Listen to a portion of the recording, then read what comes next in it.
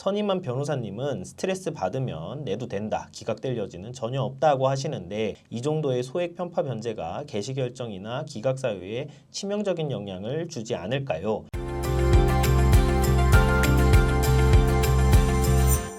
안녕하세요. 유익상 김은찬 변호사입니다. 댓글 읽어주는 시간 돌아왔고요. 오늘 또 하나하나 살펴보면서 답변 드리도록 하겠습니다. 개인회생 사건 진행 제대로 되고 있는지 불안하시다면 이렇게 체크해보세요 라는 영상을 촬영하셨는데 여기에 댓글이 달렸어요. 파이사랑님께서 감사합니다. 개시결정문까지 받았는데 변제계획서를 달랬는데 무응답인데 어떻게 해야 할까요? 아님 언제 변제계획안을 받아볼 수 있는 걸까요? 이렇게 질문 주셨어요. 이런 상황은 잘 이해는 안 가네요. 그죠? 솔직히 개시결정까지 받았는데 됐고 개시결정문도 전달은 받은 건데 변제계획안은 안 줬다라는 거잖아요. 사무실하고의 소통이 어느 정도 되고 계신지는 몰라서 제가 섣부르게 말씀드리긴 그렇지만 변제계획안은 사건을 접수할 때도 전달은 받아야 되는 거고 그렇죠. 그리고 보정 과정에서 변제금이 또 바뀌면 그 과정에서도 변제계획안을 전달 받으셨을 거고 그렇죠. 이게 안 되셨다라는 거는 일단은 사무실에 다시 한번 요청은 해보시는 게 일단 첫 번째일 것 같고 만약에 거절이라고 하면은 왜 거절했는지를 알면은 저희가 좋겠는데 무응답이라니까 다시 요청해 보시는 게 첫 번째일 것 같고 그 다음에 그럼에도 연락조차 안 된다 만약에 그렇다라고 하면은 적어도 개시결정문을 받으셨다면은 개시결정 안내 사항에 변제금 납부 계좌번호도 같이 적혀져 있을 겁니다. 나의 사건 검색에 들어가셔서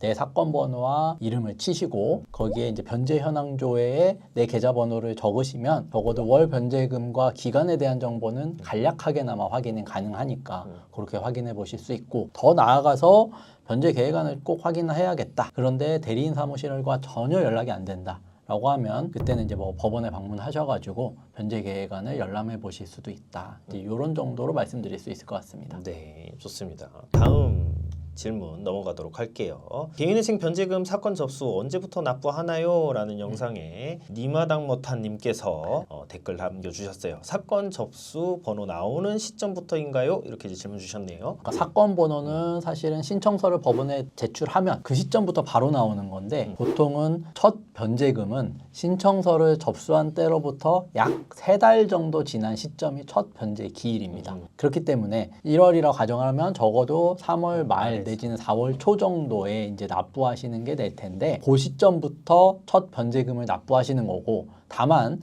여기서 유의하셔야 될 거는 개인회생 개시결정이 나야지만 법원이 돈을 입금할 수 있는 계좌번호를 주기 때문에 예를 들어서 4월부터 첫 변제금을 내야 되는데 계좌번호를 6월, 7월이 돼서야 받았다라고 하면 3, 4개월분을 한꺼번에 내야 되기 때문에 적어도 4월 되는 시점부터는 변제금을 별도로 본인 통장에 잘 모아두고 계셨다가 계좌번호가 나오는 시점에 한 번에 납부하셔야 된다라는 점을 알아두셔야 될 것 같습니다. 네, 좋습니다. 다음 댓글 넘어가도록 할게요. 개인회생 개시결정 후 절대 하면 안 되는 행동에 대한 영상에서 댓글 남겨주셨어요. 안녕하세요. 채널 잘 보고 있습니다.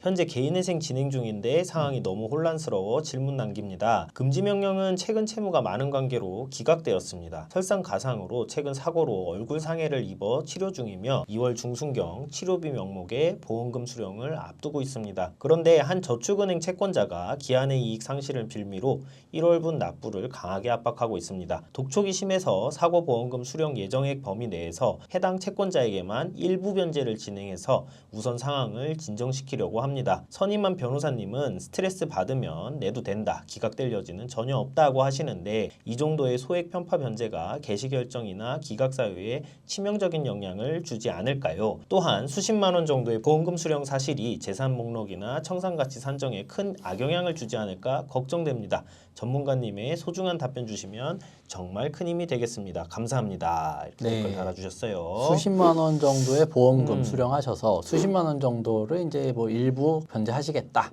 요 정도인 것 같은데 선임한 변호사님 말씀대로 스트레스가 너무 받으면 내도 된다. 이 변호사님 말씀대로 하셔도 크게 상관은 없는 상황입니다. 그러니까 기본적으로는 개인회생 진행하면서부터는 일체의 변제를 중단하도록 안내를 드리긴 하는데 지금처럼 뭐 도저히 독촉 추심이나 이 추심 압박에 못 견디 드신다라고 하면 해당 월에 대한 원리금 납부하시는 거 뭐 이런 정도는 정 어쩔 수 없으면은 하셔도 된다 말씀드리기도 하거든요. 저희도. 그래서 뭐 이런 정도의 금액으로는 기각이라든지 뭐 편파 변제로 치명적인 영향을 주지는 않습니다. 그러니까 편파 변제에 해당하는 건 맞지만 맞죠?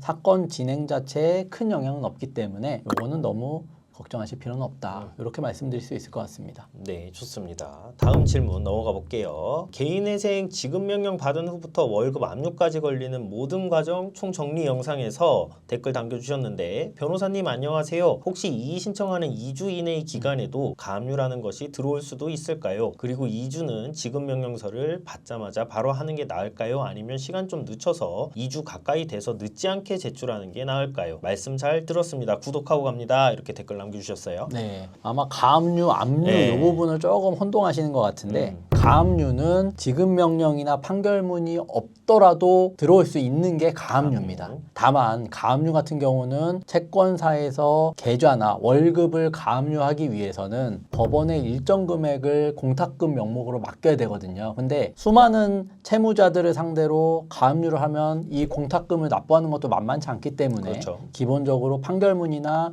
지급명령 정본이 없는 이상 금융권 채권사에서 가압류를 들어올 가능성은 높지 않다. 이렇게 말씀을 드렸고 다만 압류는 다르죠.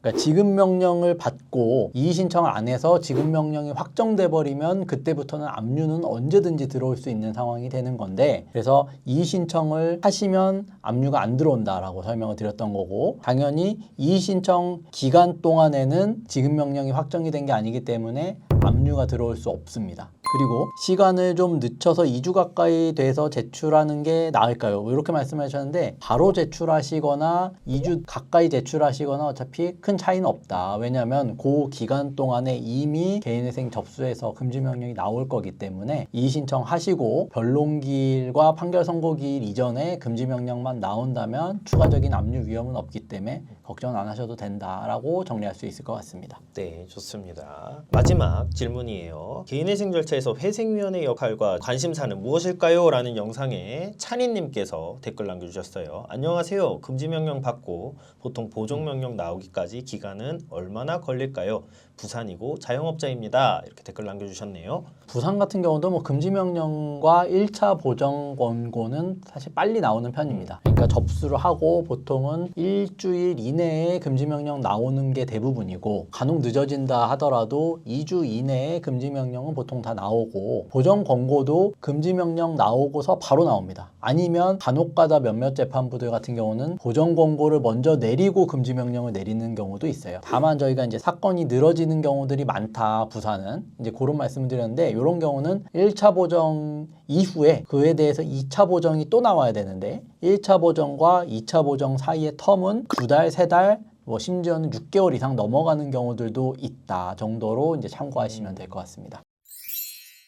오늘 준비한 댓글들 하나하나 살펴보면서 답변 드리는 시간 가져봤고요. 다음번에 또 댓글 잘 모아서 한 번에 친절하게 답변 드리는 시간 가져보도록 하겠습니다. 감사합니다.